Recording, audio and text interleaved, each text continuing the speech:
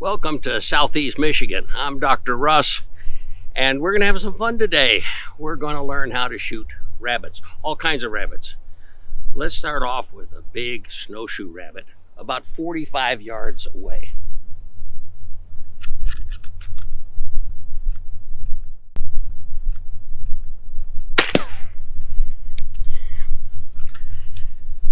We're going to learn how to shoot all kinds of rabbits today, except domestic rabbits. And I think you'll use this training in all your rabbit hunting in the future. That's if we get some good ideas. Let's find out. On today's training video, we're going to be using this Hatsan Bull Boss, as you can see here. You know, there's a lot of people that think this Bull Boss is actually the best, most accurate air gun that Hatsan ever made. It'd be interesting if we could find that out.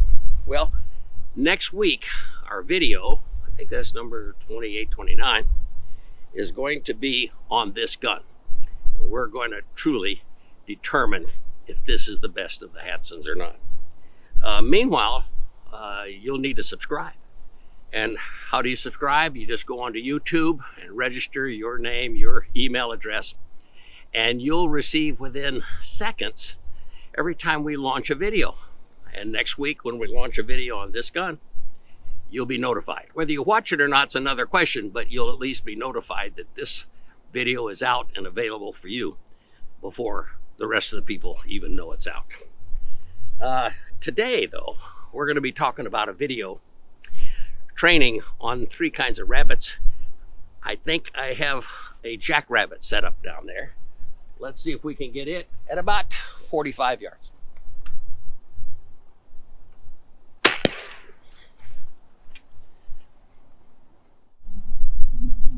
There are 2 types of hunts. One is called stalking and one is caused by dogs. And let's cover that stalking one first.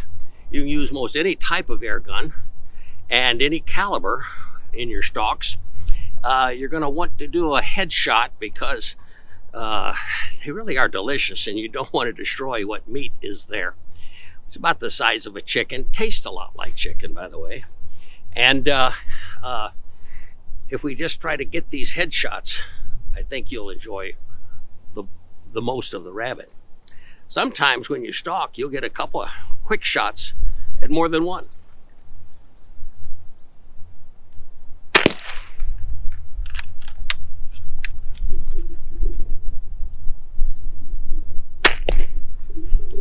Like that. Stalks can take place just about anywhere, along dikes like the one behind me, or wetlands like the one behind me, or up into forest. That's where the snowshoes will be, and if there's snow. And I recall as a young boy, growing up in Texas, my dad would take myself, 2 brothers, and a cousin, and we would go up hunting in the deserts that surrounded El Paso. And during the day, we would harvest 50 to 75 rabbits. We'd have a big bonfire that night, cook a few. Oh, it was great times. There was no limit on rabbits then. There are a few limits today. They're pretty much open most of the year. In most states, you'll want to check your game laws to be sure.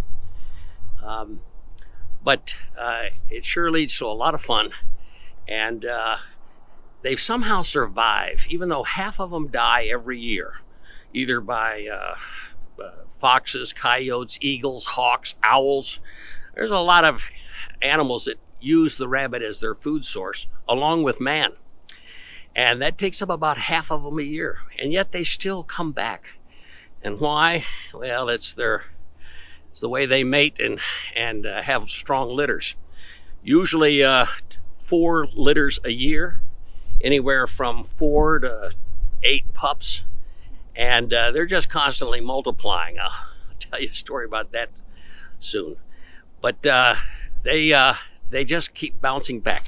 Now they're all on cycles. Snowshoes, it's about every 10 years. Rabbits about every 7. Cottontails about every 7. And biologists are still trying to figure out why are there a whole bunch at the conclusion of a cycle than at the beginning. Some say, well, it's the food sources available to rabbits. Some say, no, it's the sources that use the rabbits as food. Whatever the answer is, you'll have a year where you hardly see any, and then you'll have years in which you almost step on them. They're so abundant. So you want to be mindful of that.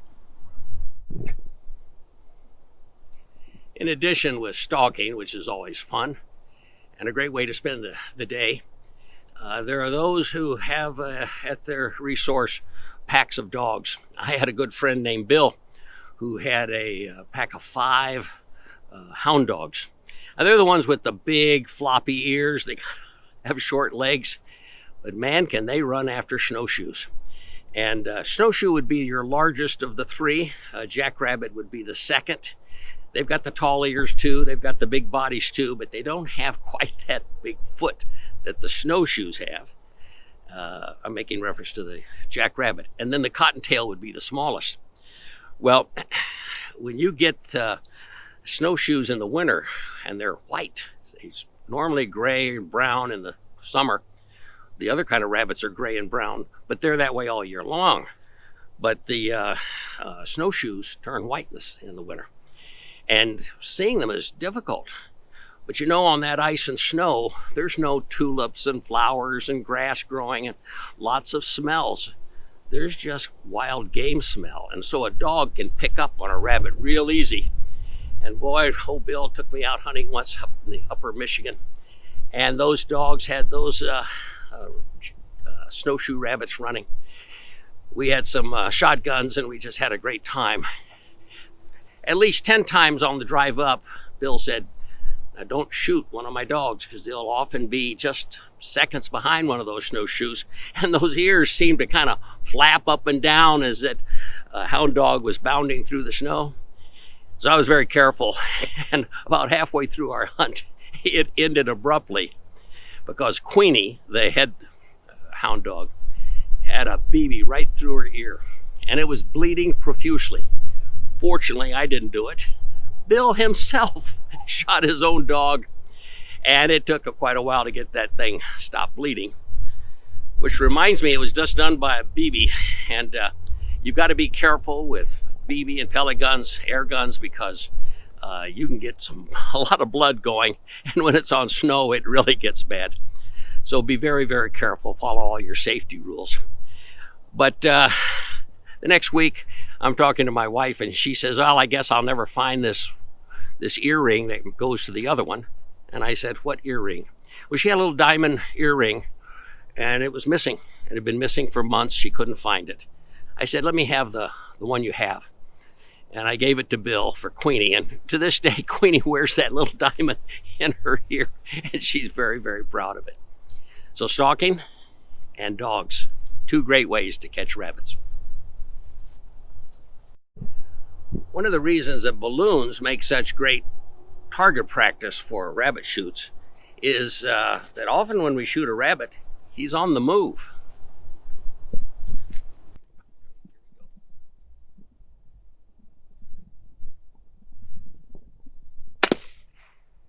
Kind of fun shooting a moving target. Let me tell you how good they are to eat. First of all, I raised rabbits at one time. We had 4 daughters at home, and I bought 4. And before I knew it, within 9-10 months, I had 30. They really do multiply like crazy. And I would go out without my daughter seeing, harvest one, bring him in, skinned out. And on those Sundays, everybody knew when it was time for Dad's chicken, because my chicken had 4 drumsticks and no wings. And when Mom fixed chickens, they had 2 wings and 2 drumsticks. They are quite tasty, and they're actually nutritious for you, but you've got to cook them well. They can contact diseases just like cows and everything else can, and you want to be somewhat careful. I fried mine, cut it right up just like a chicken, and rolled it wet into some flour and pan fried it in a skillet, and boy, were they good. You should know that in China today, 62% of all the rabbits harvested are eaten by Chinese. South Korea comes in second. We don't know where North Korea is because everything's so secret in that country. Europe is our third biggest eater of rabbits. In fact, Renee, our cameraman, came from Germany. Renee, did you ever have rabbits in Germany? Absolutely. Good. And did they taste well? Perfect. Good. Well, it's actually America has not really grasped how good they can taste, and all it takes is a good air gun, some practice, and you can get out and harvest some if you will. They were delicious on my table. I wanted to remind you that Google owns YouTube. Google's in charge. They have a algorithm, I call it a recipe, and it really decides which videos get some exposure down the side of your screen or on the bottom. So please, if you found this somewhat helpful today, give us a thumbs up. Subscribe. Of course, you got to go onto YouTube and register your email, and you'll be in the first to get notice of our future emails, or rather future videos. Leave a comment. I enjoy writing and leaving my own comments to the people that like you that have left them for me. As we finish up this first year of business, my goodness, we've had over 100,000 viewers come in from all over the world. That's kind of humbling to me. Lots of comments from all of them. And every one of them seems to have one thing in need. They want to stay air gun sharp.